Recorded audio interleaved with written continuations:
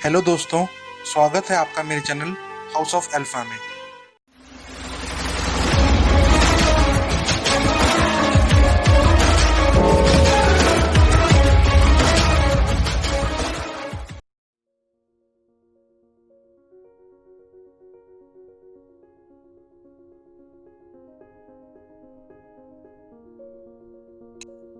आज हम बात करेंगे सर्जिकल स्ट्राइक के बारे में। जब भारत के जवानों ने पाकिस्तान की सीमा के अंदर घुसकर टेररिस्ट्स और उनके लॉन्च पैड्स को तबाह किया था और पूरी दुनिया को दिखा दिया था कि अगर कोई हमारे ऊपर हमला करेगा तो वो बच नहीं सकता। तो चलिए शुरू करते हैं। इस सब की शुरुआत 18 सितंबर 2016 को हुई, जब 4 आतंकवादी इंडियन आर्मी के उरी बेस कैंप में घुस आए। इन चारों आतंकवादियों ने इंडियन आर्मी की यूनिफॉर्म पहन रखी थी। उन्होंने सुबह होने से पहले ही हमला शुरू कर दिया, जिसमें 19 भारतीय जवान शहीद हो गए। इसके बाद इंडियन पैराट्रूपर स्पेशल फोर्सेस घटनास्थल पर पहुंचे। स्पेशल फोर्सेस के पहुंचने तक ये आत्मघाती हमला खत्म हो चुका था। आर्मी के जवानों की शहादत से देश में दुख का माहौल था। उरी हमले के तार पाकिस्तान में स्थित आतंकवादी संगठन जैश ए मोहम्मद से जुड़े पाए गए। ये उन आतंकवादी संगठनों में से एक था जो पीओके यानी पाकिस्तान ऑक्युपाइड कश्मीर से ऑपरेट करते हैं और पाकिस्तान की सेना उन्हें पूरा सपोर्ट करती है। उरी हमले के बाद चुप नहीं रहा जा सकता था। भारत सरकार ने एलओसी के पार जाकर इन आतंकी ठिकानों को नष्ट करने के लिए मिलिट्री एक्शन का फैसला किया। जल्द ही सारे ऑप्शंस पर चर्चा की गई। हमारे पास कई ऑप्शंस थे। इंडियन एयरफोर्स के द्वारा हवाई हमले से लेकर लॉन्ग रेंज आर्टिलरी फायर तक, मगर इस बार मकसद था एक सटीक और असरदार संदेश पहुंचाना।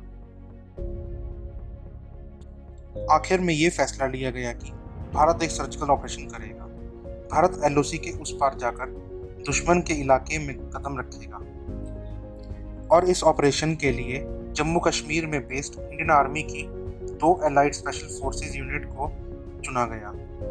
दुश्मनों को उनसे बेहतर कोई नहीं जानता था। एक टॉप सीक्रेट मिशन की प्लानिंग की गई। पैराट्रूपर स्पेशल फोर्सेस हर वक्त किसी भी तरह के एक्शन के लिए तैयार रहते हैं। उनका मोटिव होता है मिनिमम मैन मैक्सिमम इम्पैक्ट। ये नकाबपोश जाबाज अपने पीछे कदमों के निशान भी नहीं छोड़ते। इस खतरनाक मिशन के लिए 2 टीम्स तैयार की गई। ये एक ऐसा मिशन था जिसमें गलती की कोई गुंजाइश नहीं थी। पीओके में उस पार मल्टीपल टारगेट्स पर हमला करने की तैयारी थी। आर्मी हेडक्वार्टर्स ने 6 टारगेट्स चुने थे। ये टारगेट्स एक दूसरे से बहुत दूर थे, तो हर जगह एक साथ हमला करना लगभग नामुमकिन था। इस ऑपरेशन के लिए अलग टीम्स बनाई गई। स्ट्राइक टीम 1 और 2 को नॉर्थ कश्मीर के 2 टारगेट्स की जिम्मेदारी दी गई, मगर इससे पहले उन्हें इन इलाकों की पूरी जानकारी चाहिए थी, तो उन्होंने अपनी स्पेशल रिकॉन टीम को तैयार किया। उनका काम था दुश्मन पर करीब से नजर रखना और जरूरी जानकारी इकट्ठा करना। मेजर जेड अपनी पूरी टीम के साथ होम बेस से निकल पड़े। इस रिकॉन मिशन के 3 मुख्य उद्देश्य थे। पहला, एलओसी के पार जाने के लिए बेस्ट रोड को चुनना। दूसरा, टारगेट पर 24 घंटे नजर रखना। और तीसरा, एक सेफ एग्जिट प्लान पर काम करना। दूसरी तरफ मेजर एक्स करीब 100 किलोमीटर दूर अपनी रिकॉन टीम के साथ अपने बेस से निकल चुके थे। मेजर एक्स और उनकी रिकॉन टीम 1 एलओसी को पार करते हुए पीओके के लीपा वैली में प्रवेश कर गए। दूसरी तरफ मेजर जेड और उनकी रिकॉन टीम 2 पीओके में प्रवेश कर चुकी थी। दोनों रिकॉन टीम अब दुश्मन के इलाके में थी और यहाँ से उन्हें अपनी हिफाजत खुद करनी थी। रिकॉन टीम का पहला मकसद पूरा हो गया था। टीम को एलओसी के उस पार टेरर लॉन्च पैड तक पहुंचने का सबसे सेफ रूट मिल गया था। 10 घंटे के बेहद मुश्किल ट्रैक के बाद दोनों रिकॉन टीम अपने टारगेट से करीब पहुंच गई। खुद को छिपाए रखते हुए 24 घंटे की निगरानी शुरू हो गई। कुछ समय के बाद सारी जानकारी इकट्ठा कर ली गई और अब समय था घर वापस जाने का। अब रिकॉन टीम का तीसरा लक्ष्य, एग्जिट प्लान। वापस जाने के लिए एक छोटा और सुरक्षित रूट ढूंढना। ये बहुत ज़रूरी था, क्योंकि भारतीय सेना के हमले के बाद दुश्मन जवाबी कार्रवाई तो करेगा ही, और एक सही एग्जिट प्लान टीम्स के लिए ज़िंदगी और मौत के बीच का अंतर बन सकता है। कुछ देर की मुशक्कत के बाद उन्हें एग्जिट रूट मिल गया और वापस आकर सारी इन्फॉर्मेशन को एनालाइज किया जाने लगा। अब हमला करने का सही वक्त आ चुका था। मेजर एक्स और मेजर जेड ने अपने सबसे काबिल जवान चुन लिए थे। हर स्पेशलिस्ट स्क्वाड को अटैक पोजीशन बता दी गई। हर एक के पास घातक हथियार थे।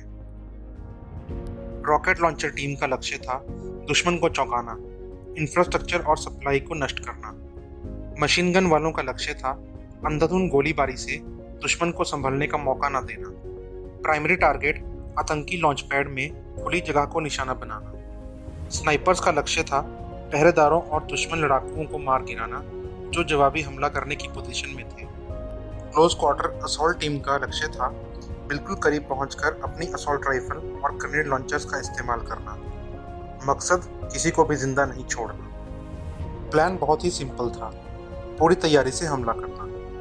प्लान का मकसद था टारगेट को पूरी तरह से निस्तो नाबूद कर देना और हमला करके निकलने के लिए वक्त 15 से 20 मिनट। असॉल्ट टीम्स तैयार थी। इस मिशन को उसके आखिरी पड़ाव तक ले जाने का वक्त आ चुका था। स्ट्राइक टीम 1 निकल पड़ी। अब उन्हें मिशन पूरा करके ही लौटना था। मेजर एक्स की टीम को उनके होम बेस से एयरलिफ्ट किया गया। स्ट्राइक टीम 1 को अनमार्किंग लैंडिंग जोन में उतारा गया।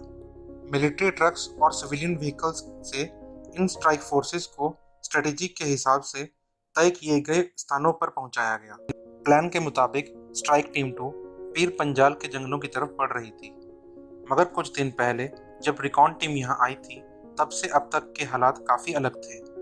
स्ट्राइक टीम की तादाद रिकॉन टीम से काफ़ी ज़्यादा थी और उनके हथियार भी भारी भरकम थे, मगर रिकॉन टीम द्वारा की गई तैयारी काम आई और दोनों टीम एलओसी तक पहुंच चुकी थी। मेजर एक्स की टीम दुश्मन के इलाके में पहुंच चुकी थी। मेजर जेड की टीम ने भी एलओसी को पार कर लिया था। अब यहाँ से हर कदम पर स्पेशल फोर्सेस के ट्रेनिंग का इम्तिहान था। मेजर जेड की रॉकेट लॉन्चिंग टीम को दुश्मन को ज़्यादा से ज़्यादा नुकसान पहुंचाने की ट्रेनिंग दी गई थी। रॉकेट लॉन्चर से ज़बरदस्त बैक ब्लास्ट होता है। इसके पीछे 40 मीटर की खुली जगह चाहिए होती है, वरना इसे चलाने वाला पूरी तरह से झुलस सकता है। ये इलाका चुनौतियों से भरा पड़ा था, मगर मेजर जेड के पास इसका भी सॉल्यूशन था। रॉकेट लॉन्चर टीम को हार्नेस पहनाया गया। रस्सियां बांधकर खड़ी ढलान पर फायरिंग के लिए एक सेफ पोजीशन बना ली गई। स्ट्राइक टीम 1 और 2 अब हमला करने के लिए तैयार थी। अब उन्हें सही वक्त का इंतजार था। इसी बीच 300 किलोमीटर दूर जम्मू रीजन में स्पेशल फोर्सेस की एक और टीम ने टेररिस्ट लॉन्च पैड को उड़ा दिया। सर्जिकल स्ट्राइक शुरू हो चुकी थी। अब स्ट्राइक टीम 1 को हमला करने के लिए ऑर्डर्स का इंतजार था और सुबह होते ही एक ज़बरदस्त फायरिंग के साथ स्ट्राइक टीम 1 ने हमले की शुरुआत कर दी। लॉन्च पैड्स पर किया गया ये हमला सर्जिकल था और बहुत घातक भी। जवानों ने दुश्मनों को संभलने का मौका तक नहीं दिया। दुश्मन पूरी तरह बिखर गया। इंडियन स्पेशल फोर्सेस ने टेररिस्ट लॉन्च पैड्स को पूरी तरह से तहस नहस कर दिया, मगर मिशन अभी भी पूरा नहीं हुआ था। आसपास की पाकिस्तानी पोस्ट हरकत में आ गई और उन्होंने स्ट्राइक टीम की डायरेक्शन में फायरिंग शुरू कर दी। अब एग्जिट प्लान को हरकत में लाने का समय आ गया था। उनके गन्स और मोटार फायरिंग पैटर्न को एनालाइज करके स्ट्राइक टीम 2 वहां से निकलने में कामयाब रही। दूसरी तरफ स्ट्राइक टीम 1 अपने टारगेट्स पर कहर बरसा रही थी। मिशन का वक्त खत्म हो रहा था और अब निकलने का वक्त था, मगर अब समस्या ये थी कि उनके निकलने की डायरेक्शन में पाकिस्तान की तरफ से ज़बरदस्त फायरिंग की जा रही थी। सभी जवान दुश्मन की गोलियों को चकमा देते हुए वहां से निकल गए। दोनों स्ट्राइक टीम्स फायरिंग रेंज से बाहर आ गई थी, मगर वो अभी भी दुश्मन के इलाके में थे और स्ट्राइक टीम्स बड़ी सावधानी से एलओसी की तरफ चल पड़े। स्ट्राइक टीम 2 सही सलामत भारत की सीमा में पहुंच गई थी और स्ट्राइक टीम 1 भी एलओसी पार करके कश्मीर घाटी में घुस चुकी थी। स्ट्राइक टीम्स अपनी धरती पर कदम रख चुकी थी। भारतीय जवानों ने बड़ी सटीकता से सर्जिकल स्ट्राइक को अंजाम दिया। कुछ ही समय में ये बात पूरे देश में फैल गई। सभी आर्मी की इस जवाबी कार्रवाई से खुश थे। इससे उन जवानों की आत्मा को भी शांति मिली होगी जिन्हें उरी बेस कैंप में बड़ी बेरहमी से मार दिया गया था। तो आज के लिए बस इतना ही। अगर आप ऐसी ही और वीडियोस देखना चाहते हैं तो इस वीडियो को लाइक और शेयर करें और चैनल को सब्सक्राइब करना ना भूलें।